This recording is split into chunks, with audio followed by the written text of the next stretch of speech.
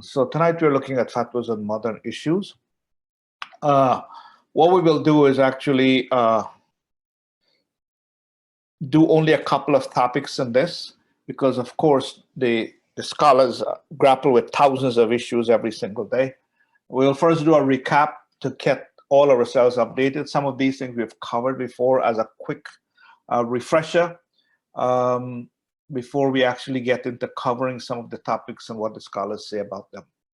So first of all, we have to remind ourselves that we are a religion in which our primary sources is the Quran and the Sunnah.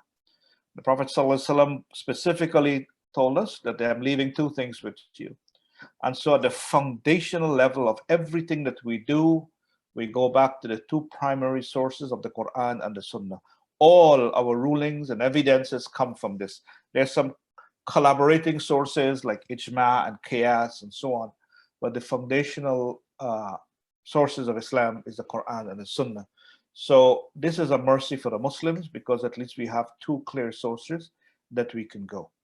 Now, having said that, there is something which we have to be aware of, in that Allah subhanahu wa ta'ala tells us that in the Quran, He says, it is He who has sent down, هو الذي أنزل عليك الكتاب من آيات محكمات, that He has sent down some clear verses, هن أم الكتاب وأخرى متشابهات, and then there's some mutashabihat. So there's muhkamat and mutashabihat. So Allah mentions that there are some verses in the Quran that are very clear, and there are some verses that are not very clear. So we have to, when we are going to use the Quran as a source, you have to have some knowledge of understanding these differences in the verses. And the people who seek to have personal agendas and want to use the Quran to further their own personal agenda, oftentimes will go to the unclear verses and create some kind of meaning to it that is not there. The clear verses are where most of the rules are found and information concerning the governance of us. So that's something that we have to be very clear about. Number two, in order to understand the Quran and the Hadith, we have to always look at context. You see, you just can't quote an ayah unless you understand it's something called asbabun nuzul, the reasons why that revelation came, the context in which that revelation came. What was the incident in the life of the Prophet ﷺ that triggered the revelation of those verses? So not all the verses were triggered by incidents, but there are a large amount of them which, because of the incidents on the ground, the issues on the ground, Allah subhanahu wa ta'ala revealed verses as a response or a solution to those particular circumstances. And so when we're studying the verse, we have to go and see if there was a particular incident that necessitated these revelation. And once you're able to understand the context in which this came down, it will help you to know how to apply that verse in your context. But just plucking them out and quoting them like that without an understanding of the context, you may not quote them in a correct way. The other thing that is important to note is that among our scholars, there are two main large group of thinking that is developed among them. There are those among the scholars who says, this is what the text say, and this is what we will follow. We're not deviating from this. Whatever the text say, and they are called the literalists. Whatever the hadith say, whatever the text say, whatever the ayat say, that's what it is. It's written like that in stone, and that's what we will apply it as. And then you have the other kinds of scholars who will look to see why was this, what was the intent behind the text that was sent, or the hadith that was sent? What is the intent? What was the objectives, the maqasid? What was the objectives of these particular texts? And so what they do, they study the text and figure out what are the objectives, and then they develop those objectives as a set of principles, and then they reapply them now not in the context of our current situation. So they are more looking to see what was the intent of the verse and what principles are supposed to be learned from that, and then we'll take those principles and now apply it in our current situation. So these are the two different approaches that scholars have. And so that's why you will get sometimes many differences of opinion among the scholars because of how they approach. Our scholars, their main mission that they try to do is to make Islam easy and simple for the layman, for the people. The scholars, their whole mission in life, what they're trying to do, is to learn the religion in such a way that they will be able to break it down in a way that is practical, easy to be absorbed, easy to be lived and operationalized in the lives of the lay people who may not have access or time to become so learned and study all the nuances of this evidences and sources. So they are able, as our friend, to break these down and to help us to have something. So a fatwa is what is the usual term that is used. It's an issuance and it's non-binding. So a scholar can issue a fatwa, but it's not binding on anyone particularly.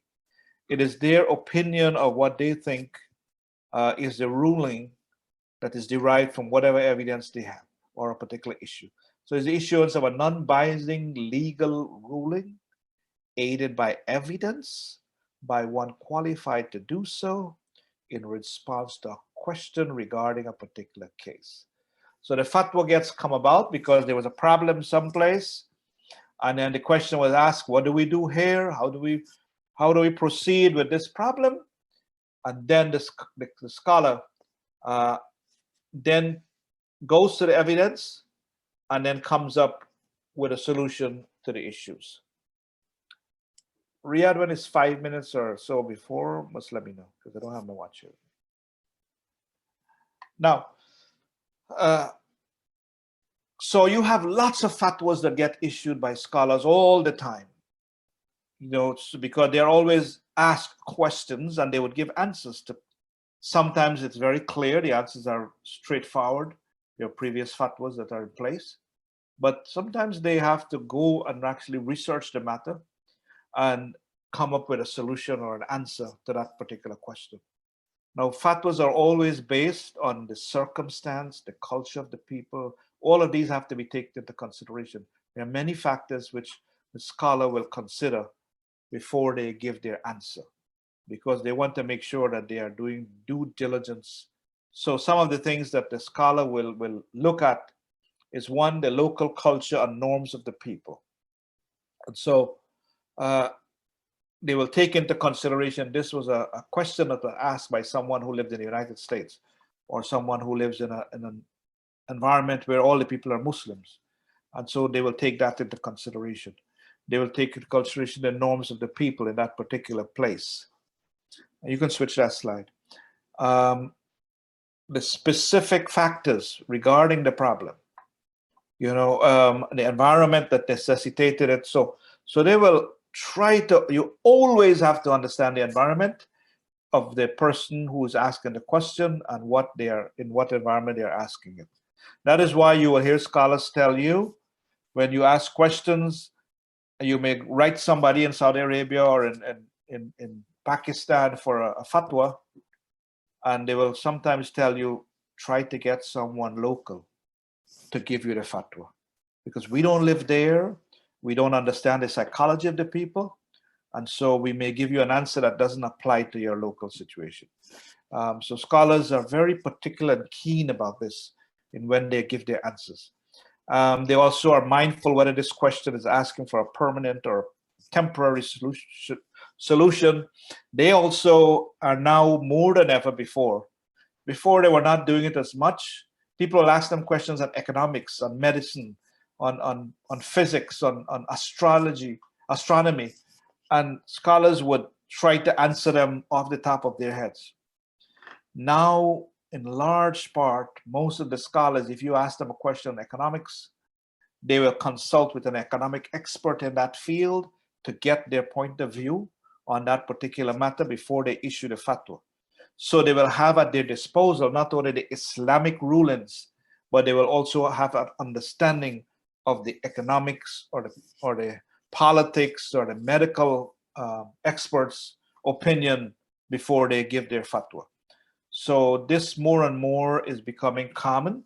So the scholars work in consultation and concert with the experts in all the fields before they jump to a conclusion or make their opinion. Then they will take those things that are the experts have said are these are the principles, these are what is in this particular field about this matter, and then they will figure out what does Islam say in it, how do we apply it. The other thing, the last thing I want to mention about fatwas is that scholars also always look to see if there was previous fatwas given on that matter. So they will relook at those and to make sure that they're not just reinventing the wheel. And if they find something that makes sense to them that was previously given by some past scholar, they would perhaps also use it again. So that's a quick review. We had done fatwa before, but quick review. And then ijtihad, which we also did, is when you can't find a clear evidence or solution from the original sources of Islam, then we are asked to exert our best reasoning using the sources and to deduce and derive rulings. And this process is called ijtihad, comes from the same root as jihad, which means to struggle and to strive. And it is done by qualified scholars where they look at the text and they create or they originate a principle based on understanding the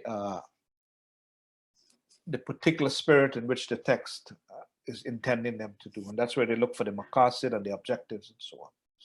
And then lastly, you have scholars who have issued so many rulings and so many different matters and have codified the religion to make it simple for people. And they became independent schools of thought called madhab or mazahib, plural. And they founded different people, developed different collection of rules. And so we have 4 major schools, and you also have the Shia, the Jafari school. So and then the Hanafi and the Hanbali and the Shafi and so on. And so they have developed these major schools, and so you will have particular perspective that they will give. So Hanafi may look at the text and come up with a solution based on a particular way in which they understand the principles, and then Shafi or Hanbali may come up with another particular way of doing the same thing, also studying the same text, but having a different understanding of the objectives behind it. Both of these are okay for the layman to follow because there are many ways of doing some things in our religion. So there's a quick idea about understanding some of these issues. So help us to at least be a quick review. So we're going to look at some modern fatwas. Now, as I mentioned before, when the scholars, they are looking to... I was glad I made it. When they are looking to give fatwa, they will always look at old rulings. And usually for modern issues, it falls under 2 different categories. Number one, whether the issue itself is a new thing that has never been discussed before in the history of Islam, or if it was something that was old and already have an interpretation and many fatwas, but now we are looking to have a new understanding of that issue and to provide a new ruling based on our present environment and context, that we are abandoning the traditional understanding of that issue and finding a new way of understanding it and applying it to our own context. So those are the 2 very important things that comprise what we term modern issues. All right, so we want to just look at a few of them. As I said, there are thousands that is out there. So the first one is apostasy. Whoever changed his religion, then kill him. So this seems like a very straightforward instruction by the Prophet sallallahu alaihi wasallam. And the old understanding was always that This is very clear. The people who commit apostasy, there was always a concern and a difference of opinion, like Umar ibn Khattab and so many of the companions were not um, willing to do this. And so, in our modern context, the scholars have relooked at this issue and they have found many different things which we now understand to be the true position of this issue. So, first of all, the Quran itself has no worldly punishment mentioned in the Quran for apostasy. It only talks about punishment in the hereafter. You know, that they will not cease fighting against you till they turn you from your religion if they can. So remember well that whoever from amongst you turns away from his religion and dies in a state of unbelief, their work will go waste in this world and in the next, and they are destined for punishment in the fire. So those who believe and disbelieve, then believe, then disbelieve, then increase their disbelief, Allah will never forgive them and He will not guide them, and nor will He guide them to a way, because they're just back and forth, back and forth. But none of these verses talk about worldly punishment. So one of the issues that the scholars discuss that Allah did not actually issue a worldly punishment. Number two, Allah subhanahu wa ta'ala said, La ikrah fi din, that Allah, the Quran advocates that you cannot force someone to accept any religion, including Islam. You know, so people have the will and the freedom to pick whatever they want. Number three, the Prophet ﷺ, there's no authentic report that the Prophet ever ordered the killing of any person who left the religion. So we don't have any clear evidence that the Prophet ﷺ actually ordered the killing of someone just because they left the religion. And then there is an incident which in the time of the Prophet ﷺ, which also brings this to bear, that a Bedouin embraced Islam, and then he got a big fever, a heavy fever in Medina, and he came to the Prophet. They said, I want to give up Islam. And the Prophet refused to accept that. But the Prophet didn't say he should die. The man says, you know, I want you to cancel my pledge, my allegiance to Islam, and the Prophet refused. And the Bedouin went away, and the Prophet just mentioned that the Medina is like a furnace, you know, it expels its impurities while it brightens and clears, it's good. So he did not say, well, okay, now you have left Islam, we're going to kill you. You know. So what about the hadith of when the Prophet ﷺ said, if they change their religion, then kill him? What the scholars have found is that these hadith, based on the meaning also, it was about the people who not just left the faith, but they turned around and fought the Muslims and fought the believers, that they engaged in war and physical fight against the Muslims. Those are the ones that the Prophet ﷺ is talking about here, that if you change your religion and you turn around and you fight the Muslims, then the Prophet says, then you need to fight them to kill them, because they are now a physical enemy against you. So, but we are not allowed, and so the ruling by our scholars now is that one is not allowed to kill someone just because they changed their faith from Islam. And that's some things that the non-Muslim like to bring up a lot, and as a way of attacking Muslims. So the present fatwas by our current scholars is that we're not allowed to do that. So that's the first fatwa. The second issue is concerning Bitcoins, which is a new thing. Bitcoins are a cryptocurrency that are not backed by tangible assets. They are recorded in online ledgers called blockchains. They're untraceable, they're anonymous. This is the latest, newest kind of currency. It has no authority or government issuing it. And the future of the currency is not fixed. You know, it has an uncertain future. And so it is becoming very popular. A lot of people are investing in Bitcoins. And so that now is not something physical. So you can't just hold it and touch it. It's more like a line of code somewhere. And so they have to come up with rulings concerning that. So they have looked at all the areas and they have said that the principle for the permissibility of using bitcoins, first of all, we need to understand the principle of worship and non-worship, which we've covered many times. When it comes to the principle of things which are non-worship and the things which are worship, there's two different rules that play. Number one, in worship issues, you have to have an evidence for everything that you do, like Salah, Zakah, Sawm, Hajj. For non-worship issues, everything is allowed unless you have a prohibition. Unless you have a clear prohibition, the rule is it's permissible. So you can eat every kind of food except you have clear prohibition. And in every area of non-worship, economics, marriage, food, everything else. So it's always everything is allowed except what is specifically prohibited. And they mentioned that the same rules that apply to regular currency like the US dollar and so on, fiat currencies, the same rules will apply for bitcoins, which means the rules of riba, the rules of zakah. You're allowed to exchange bitcoins with other cryptocurrencies or other fiat currencies, can be done on as a spot rate. You can purchase and trade in it. That's all permissible. So you're treated just like regular money. It's allowed to mine it and to get payment and so on. So in relation to that, they have more or less allowed this. Despite it look very peculiar, it's perfectly okay for us to get involved in doing that. So the third issue is concerning COVID-19 vaccines. For some strange reason, the world somehow is not convinced about vaccines.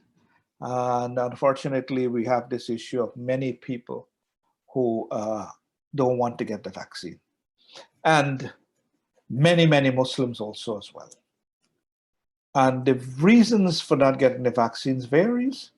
But except for one place, which I'll talk about later, this is what the scholars have come up with as a recommendation. And these are like the AMJA board, the Fiqh Council of ISNA, and the Fiqh Council of Europe, and all the different major scholarly boards that issue fatwas have more or less agreed on the following. Number one, these vaccines, they help to preserve life. And Muslims are always about anything that helps to preserve life, we are on board. Secondly, these vaccines, despite a great deal of misinformation about them and videos and all kinds of things, these vaccines have been proved by trusted scientific oversight bodies. Number three, Pfizer and Moderna, they are made from proteins, salts, and sugars. There are some Muslims who didn't take it because they felt that it was made from porcine or aborted fetuses or stem cells. The Pfizer and the Moderna have not been made from these. So there is not a haram substance in them. Then also, there are some people who may take the vaccine and then they get adverse effect. Something happened to them. But the vast majority of people who take it, they are okay, and it helps to protect them from this COVID virus. And so the ruling is generally that if the benefits outweigh the harm, then it is permitted to do so. So that's a very important understanding to have. The other very important, encouraging thing that we must do is that, because if you don't take the vaccine and you end up expose yourself and get COVID, then you are also endangering the lives of others. And so even as a conscious way of protecting the lives of those who you will interact with, it is important to get immunized so that you could help to save others. For our religion says, and whoever saves one, it is as if he has saved the whole of mankind. And the Prophet ﷺ, when he was asked about treatment of various ills, he said, the Bedouin came and said, "O Messenger of Allah, shall we not seek treatment?" And the Prophet said, "Yes. O servants of Allah, seek treatment. Verily, Allah does not place a disease, but that He has also placed its treatment, or cure except for one ailment, and that is old age. So we believe that almost every disease Allah has also created a cure. It is for us to discover it and to be able to utilize it. So Muslims are generally encouraged to find solutions and find any way that they can stop diseases. Now, in addition to that, the traditional way of the vaccines used to work was, or continues to work in many vaccines as well, is that they would take the dead viruses and they would put it in the vaccine, and then they would inject it in the human being, and then the body will look at that virus that is coming in and try to develop antibodies to attack it and to fight it. And so the antibodies in the body would be developed, and then it will turn out that this virus is dead. It didn't do anything. You may feel sick for a few days, but it turns out to be not really dangerous to the body. Initially, the body feels it's dangerous and develops these antibodies. So when the real virus do come, the body already have the antibodies in it, ready to destroy it. So this is basically how viruses work. But Pfizer and Moderna have crafted it and made an even incredible new development in that they don't even need to put dead viruses in you to produce those antibodies. So that is a real further step in development that is really good.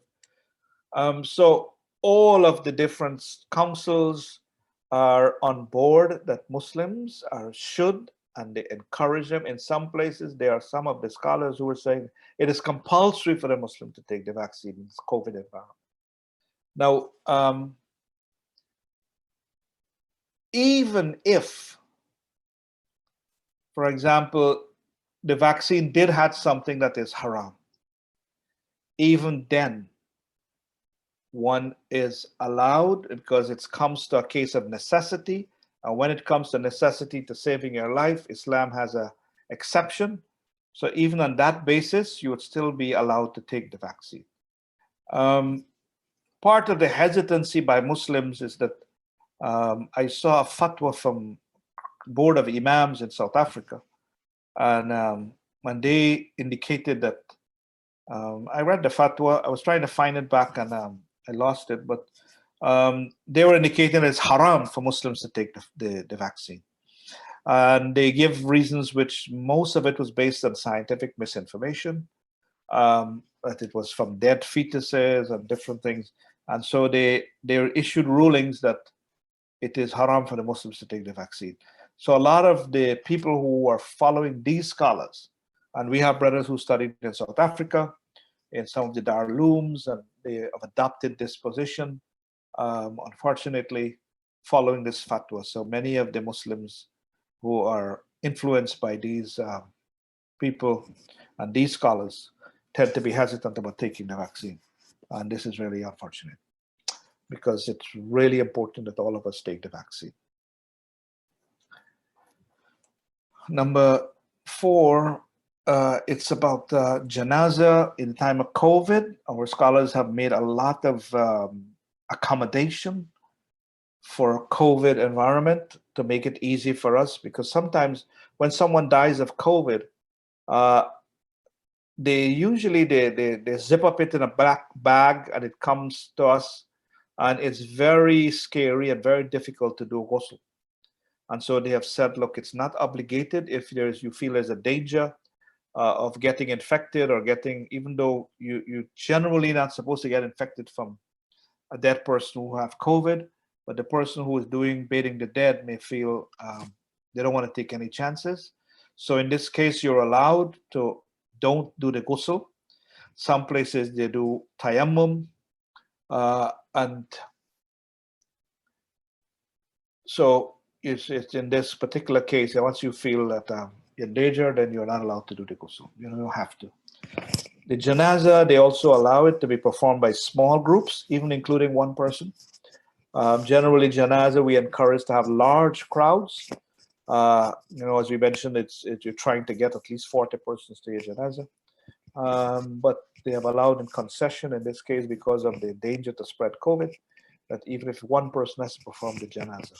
Also, in the time of the Prophet ﷺ, there is an example in which the Prophet prayed for the janazah after the burial. There was a woman who used to sweep the masjid of the Prophet ﷺ, and then she died in the night. And the companions went and buried her, and they did janazah on her, and they didn't tell the Prophet. Next day, he was inquiring about her, and they said, "Oh, she died, and we don't bury her." And done. And Prophet was very upset, and he went and he made janazah over her grave after the fact. So, in some situations, because of COVID, you may end up in a case where the body gets buried, and you could do the janazah after. Now, what is happening in Sri Lanka is the government took a position where they're just cremating bodies that die of COVID. And so a lot of the Muslims and Christians are in great distress, and the Jews, because the government is not consulting them. And there's a huge uproar that is going on and conflict there because they're just taking the bodies and cremating it without asking anybody. And so a lot of the Muslims, they end up, they're just finding out after the fact, oh, we already cremated your dad. And so cremation is not permitted in our religion. And so that has led to a lot of problems. In relation to making absentee janazah, that, so where the body is not present, this is a matter of different opinions among the scholars. They have many different opinions. So Shafi and Hanbali, they said that, look, if the person dies away from his homeland, even though they may have done janazah in the place where he died, the people who live in his homeland can also do the janazah again. Another group of scholars said it is allowed to do it for someone who was famous or who did a lot for people, like a scholar or a rich person who did much for people, that you could do janazah for them. Third view is that we can do janazah for any person who it was not done for, even after they've passed away. The scholars have also allowed, generally you would know that when it comes to janazah, they were always very strict about videotaping it and streaming it and making a spectacle of the janazah. They have allowed this now in the light of many family members may not be allowed to come to the janazah. And so they've allowed us to stream it, and videotape it, and show it so that the other family members who are not there can view it and participate in it in some particular way. So those are some of the rules that have changed for that. Another fatwa about marijuana, which is a new thing now. A lot of states are allowing legal marijuana. And so, of course, the scholars get asked these questions. So what they have explained is that, one, the cannabis plant has two main chemicals, what is called the tetrahydrocannabinol, THC, and the second is cannabidiol, CBD. And the one that is the THC is the one that gets you intoxicated and high. The other one does not cause any intoxication. So you have these two chemicals present in the plant. And of course, we know that the Prophet ﷺ mentions to us, kullu muskirin khamar wa kullu muskirin haram. That every intoxicant is like wine and every intoxicant is forbidden. So once something intoxicates, it is considered haram. Now, the manufacturers are able to break down the plant to its chemical components, and they're able to mix and match the various ratio level within the different products that they produce. And so the ones that are produced where the THC, the one that intoxicates you, the chemical, is very high and it produces intoxication, then they say that that particular product is forbidden. If the other chemical is very high and the THC is low and it does not produce any intoxication, and you need it for necessary medical reasons, which is usually to relieve pain and nausea and arthritis and so many benefits they have found, and you absolutely have to have it. A lot of times the people who take marijuana, they don't find relief in any other drug. And so this is something that they actually need. So they said in that case, you are allowed to use that particular marijuana product. Now, If it does have high THC and you still definitely need it, then there are two school of thought that gives allowance for this. And this is the Hanafi and the Shafi scholars.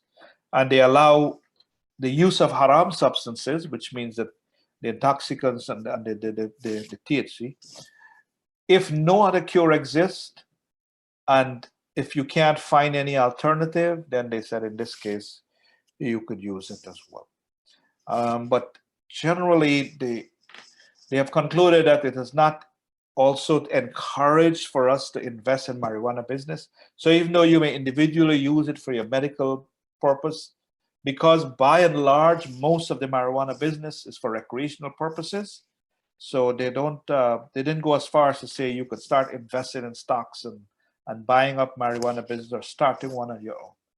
They have discouraged us from doing that because most of the business comes from using marijuana for recreational purposes, and they are only allowing it to be used for medicinal purposes. And they do acknowledge that we need to do more research, mainly to find other kinds of drugs that could alleviate the pains and the things that the marijuana solves, that we need to have more alternatives on the market rather than just marijuana. So those are some of the understandings behind marijuana. I hope I've explained it clearly, so I don't want you to go about saying, Imam Naseeb is saying we go take marijuana. These opinions are from our scholars and scholarly boards. They're not my opinions. Organ transplant or donation. The rulings that allow transplantation of organs also allows for donation. Now, the first principle is selling our organ is not allowed, because so as Muslims, we can't start organ selling as a business. This is really an important concept, because we believe in two very important principles, which is amana and karama, that trust and dignity, that your body is owned by Allah subhanahu wa ta'ala, that your body is not technically yours, it is a trust or an amana from Allah that He has entrusted you with. And so you are not allowed to kill yourself, you're not allowed to sell your organs. So the Prophet ﷺ forbids us from selling something which is not our own. And so from this point of view, our body is not our own to sell. And then from the point of view of the dignity of humanity, when we begin to treat humanity in the same way like the animals, and we begin to sell parts of the body to start a business, that creates another problem with that dignity. So we're not allowed to do that. Thirdly, when you begin to encourage selling of organs as a business or people making money off of it, what happens? We find people who the greed of this world overtakes them, and they go and they prey on those less fortunate people in our society, refugees, people in poverty. And you have in this world many, many people, many parents, sometimes they will sell their children, not only the organs, because they have to make ends meet. So they have 8 kids, they said, we'll sell this one out to make money for the others. And so it opens the door for people to treat their fellow human beings with a great deal of indignity, killing them to get their parts and so on. So we're not allowed to do that. Now, when it comes to the transplant or the donation, the first principle that is critical is if it endangers the life of the donor or the recipient, then you have to do a risk-benefit analysis of every single case. And if you find there's a danger to the donor or the recipient, then you're not allowed to donate that organ. It's going to create. And that risk-benefit calculation, it has to be discussed with 3 parties. Number 1, doctors. Number 2, the jurists, the scholars. And number 3, the family, before that decision gets made. You cannot just jump when there's a danger that is going to endanger the life of the donor or recipient. And then you always, always, always need the consent and the authorization of the donor It is a necessary prerequisite for them to transplant or donate any organs. We have cases where people's organs get donated and transplanted without their permission. We are not allowed to do that. The donor has to indicate, yes, either by some documentation or some way, that these are their wishes, or to physically say at the time. They may be incapacitated, but if they have some kind of documentation, or if they pass away, that they have left some documentation that says, yes, please donate my organs. So it always have to be with the wishes and the consent of the donor. The other principle concerning this is that you're not allowed to donate a vital organ whilst living that will cause you to die, or like you see sometimes, like for example, we have, like, for example, you hit down a sheep and the sheep is dying. What Muslims will do is rush to kill and zabiyah it before it dies naturally, so that the meat could become halal. So they will run to it and try to kill it before it gets killed from natural causes, which would make the meat haram. As a human being, you're not allowed to donate those organs which will actually incapacitate you or kill you. Now, in terms of determining what death is, the definition of death continues to be cardiac. Your heart stops beating. You basically, because they have heart death and they have brain death. So the death in terms of donating organs has to be the heart. The heart stops beating, the heart dies. That's what determines that this person has died. If someone is brain dead, then there's a lot of different opinions, not only among the scholars, but among the doctors as well. There's a great deal of difference among opinion and ideas about the doctors of whether brain death actually means death. So in terms of that, we are not allowed to donate the organs of someone who is brain dead until their heart stops beating. When somebody on a machine and they're brain dead, they say, okay, let's start taking out the organs. No, they have to actually pass away in terms of their heart stops beating first. What is forbidden to donate is reproductive organs, because Islam has, part of the rules of Sharia is that we protect progeny. Progeny is a very big deal in our religion, to protect the progeny of someone. And so reproductive organs, we're not allowed to donate certain things that revolves around the productive organs. For example, we're not allowed to donate sperms, we're not allowed to donate ova, we're not allowed to donate uterus. These things are part of the reproductive system and organ. We're not allowed to give those things. Now, what we can give after we've passed away, the people can take, while you're alive, you can give kidney, a partial liver, or partial pancreas. But and after you're dead, you can of course take the bones and the cornea and other tissues of your body. But only those items that would not impede your life by giving it, you can do so. There's discussion, but no consistent consensus on whether we can donate faces and brains. Those things are still debated. So that's a little bit about organ donation. 5 minutes. Yeah, I have 8. I know, I'm building in some buffer time. Okay. And the last thing we want to cover is, and I'll try to do it a little bit quicker, is this issue of technology and worship. Every time we have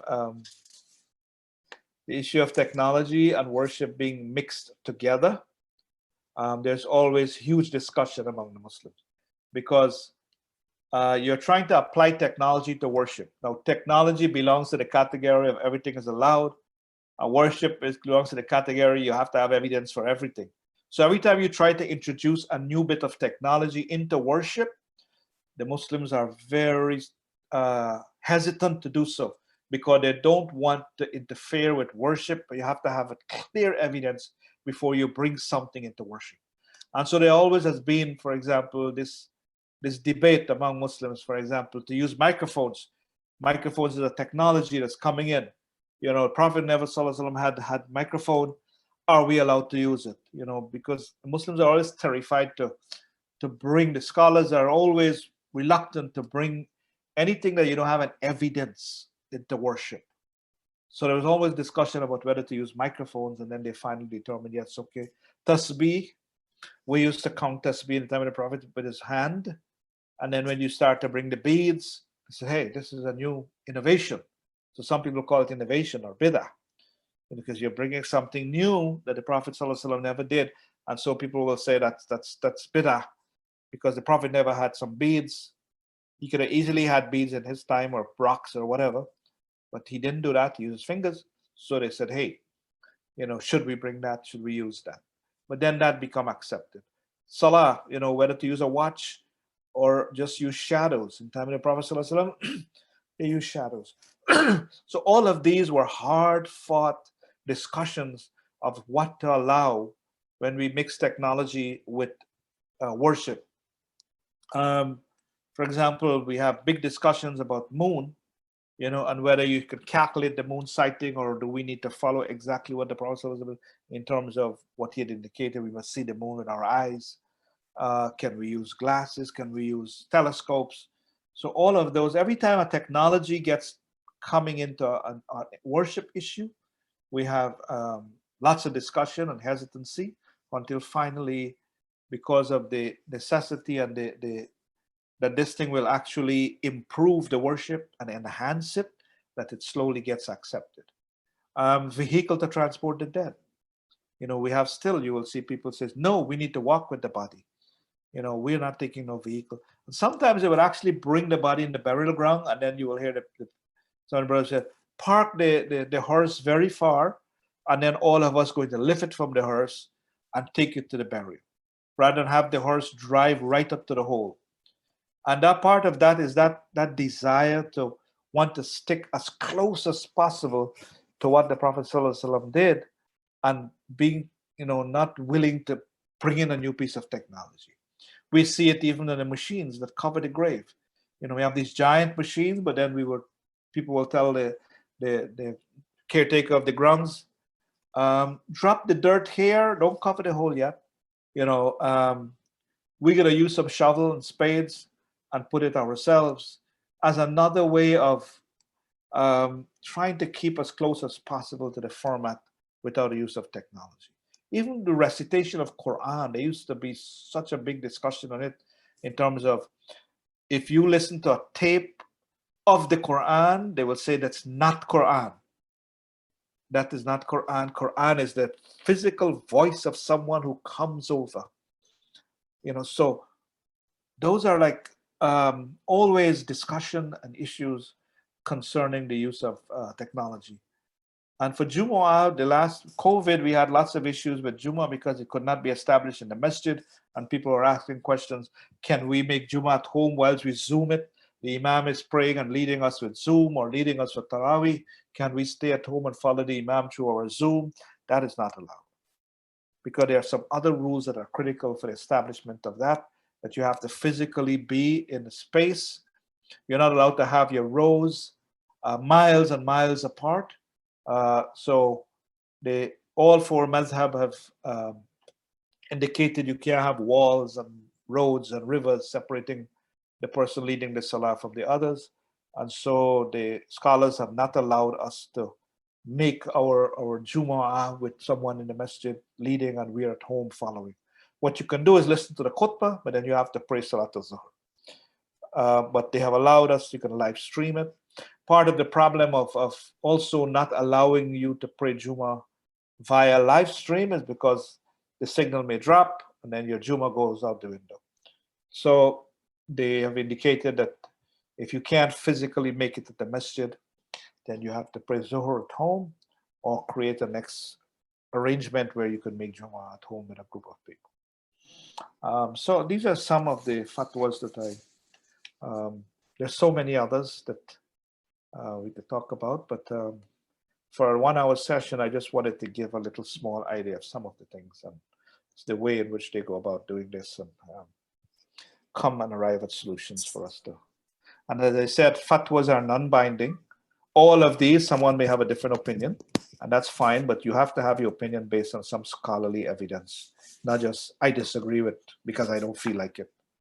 You know, all of these, the scholars have a great deal of evidence of how they derive these things, which we can't go into in a class like this. All right, guys, thank you very much.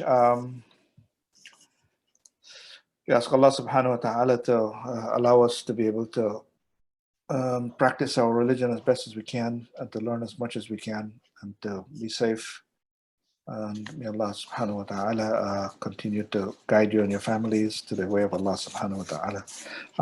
And lastly, I want to just say is that, you know, a lot of times it's important to know that one of the beautiful things about the religion is that you may fall short often, and Allah expects that. So sometimes, you know, you commit some big sins, you miss a whole bunch of salah, or you just fall out the wagon, you know, for big chunks at a time, and sometimes it gets you depressed as a believer. You know, we need to remind ourselves that Allah is so merciful. You know, what is important is to just start again and keep slowly, you know, getting back on track. Don't allow your failings to just define you. A failing is an incident. It's just an incident that occurs. It doesn't define you. Failure, you know, that you're a failure, that's a condition. That's different. You know, so a failing does not make you a failure. You know, so if you fall off the wagon, you didn't do things that you're pleased with, or you know why, you know, don't stress too much. Ask Allah to forgive you and just slowly try to get back onto a place that you'll be happy with. You know, Allah is merciful. Assalamu alaikum.